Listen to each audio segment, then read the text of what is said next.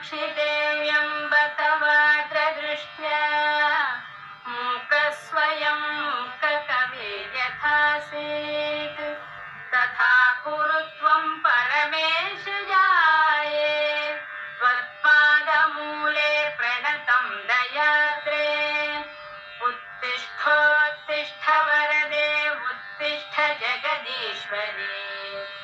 उत्तिष्ठ जगदाधारे त्रैलोक्यं मङ्गलं कुरु